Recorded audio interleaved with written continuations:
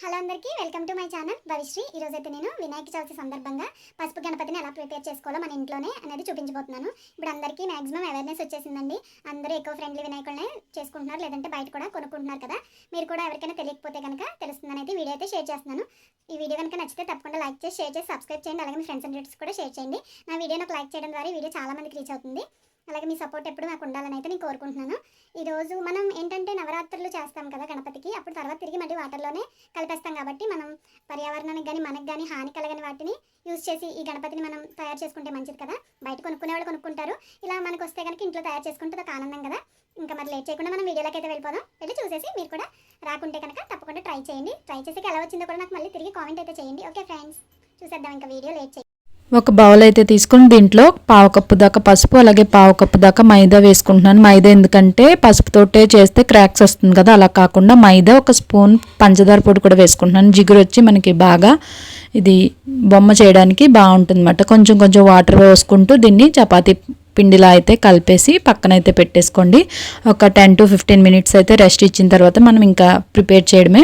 మీరు బొమ్మ ఎంత పెద్ద చేయాలనుకుంటున్నారో దాన్ని బట్టి అయితే పిండి క్వాంటిటీ తీసుకుని అయితే మీరు మిక్స్ చేయండి.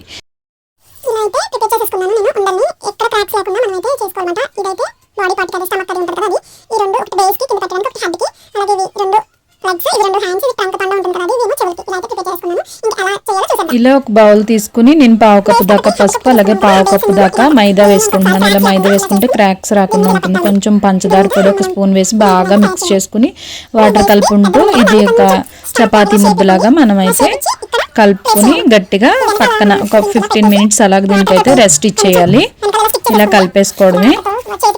కొంచెం జిగురు రావడానికి అలాగా పంచదార పొడి అలా కూడా మిక్స్ చేశాను అనమాట. మీకు సైజుని బట్టి ఇదైతే యాడ్ చేసుకోవడమే.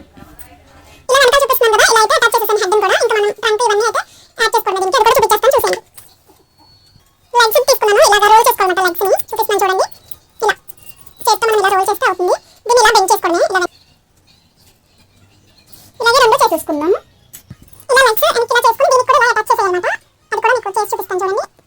ఇలా చేసుకున్నాం కదా, దీన్ని కూడా వెనకాల మనం అటాచ్ చేసేయడమే. వాటర్ చేసుకుంటే ఇలా చేతికి ఇలా దీనికి ఇంకా చిన్నవి 2 balls ఉన్నాయి కదా, అది కూడా మనం ఇలాగా హ్యాండ్స్ లాగా చేసేసుకుని వీటిని కూడా ఇలా అటాచ్ చేసేయాలన్నమాట. అదే హస్తంలో పెట్టి హ్యాండ్ ఇంకా మనం ఈ టంక ఉంటుంది కదా దాన్ని కూడా పెట్టేసుకుందాం. ఇలా కొంచెం కోన్ షేప్ లో కిందకి ఇలా రావాలి సన్నగా. దీన్ని ఇలా అటాచ్ చేసేయడమే. దీన్ని కూడా వాటర్తో చేసేస్తే మనకి నీట్గా వచ్చేస్తుందన్నమాట షేప్. ఇలా అయితే చేసేసాను. ఈ చేతిలో అయితే ఒక ఉండ్రం పెట్టడమే. ఇంకా మ్యాక్సిమం అయితే ఫినిష్ అయిపోయింది. ఈ చెవులకి తీసుకున్నాం కదా, ఒక 2 balls వీటిని మధ్యలో ఇలా ప్రెస్ చేసి పైన కింద ఇలా ప్రెస్ చేసి ఇలా అటాచ్ చేసేయడమే అంతే. చూసారా, ఇలా చెవులు కూడా వచ్చేసాక మన గణపతి అయితే రెడీ అయిపోయారు. ఇంకా మనం బొట్టు అని అరేంజ్ చేసుకుందాం. చూసేయండి, ఇలా టూత్ పిక్ తోటి నేను బొట్టుకి ఇలా పెడుతున్నాను అన్నమాట. ఈ తొండం మీద కూడా ఇలా డిజైన్.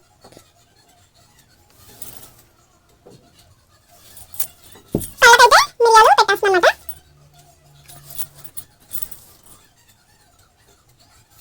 ఇంకా బొట్టు మనం ఎలా పెట్టాం కదా, నేను దీంట్లో అయితే కలర్స్ పెడుతున్నాను. ఇలా ఉంటాయి కదా మనకి కలర్స్ బొట్టులు ఉంటాయి కదా, వాటిని అయితే పెడుతున్నాను అన్నమాట నామాల కింద.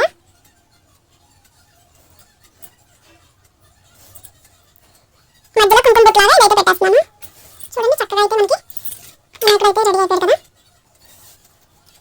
ఇంకా మన ఇష్టం, ఎందుకంటే జన్య ఒకటి దంతాలు ఒకటి పెట్టాలి. ఈ దంతాలకి ఏంటంటే మనకి ఒకటి ఇలా విరిగినట్టు ఉంటుంది. ఈ టూత్ పిక్ తోటే పెడుతున్నాను. ఇది కూడా ఇలా కనిపిస్తాయి కదా, దీన్ని కూడా ఇలా పెడుతున్నాను.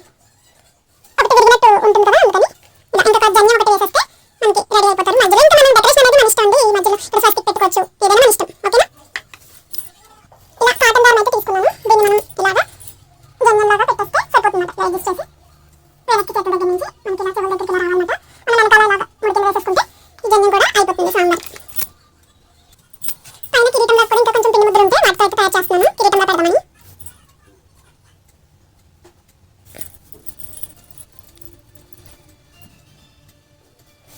ఇలా అయితే కిరీటంలో పెట్టేసాం కదా, ఇంకా మూషిక వాహనం చేసుకుందామా చేసుకోకపోయినా అది మీ ఇష్టం. లేదు ఉండాలో పెట్టేసుకుందాము సాంబార్కి అంటే అలా కూడా ఇలాగ ఒక ప్లేట్ లాగా పెట్టుకుని పక్కన ఇంకా కొంచెం మన దగ్గర పిండి ముద్ద ఉంటలేదంటే మళ్ళీ చేసుకోవచ్చు. దీంట్లో చిన్న చిన్న ఉండాలా చేసుకుని పెట్టేసుకోవడమే. వైట్గా ఉండాలి అనుకుంటే మైదాతోటో గోధుమ పిండితోటో చేసుకోవచ్చు, మన ఇష్టం. ఇలా అయితే పెట్టాం కదా, ఇంకా కొంచెం ఉంది. దీంతో మూషిక వాహనం ప్రయత్నిద్దాం అని ఏదో చేస్తున్నాను. ఇదైతే నాకు రాదులేండి, మళ్ళీ ఇలా చేశారంటే ఎలా ఎలా ఉందంటే అని అనుకోవద్దు. ట్రై చేస్తున్నాను. ఇలా కొంచెం ఇలా ఇచ్చి షేపు దీనికి కూడా ఐస్ అవి పెడితే పక్కన దీనికి కూడా మిరియాలతోటి ఐస్ పెట్టాను.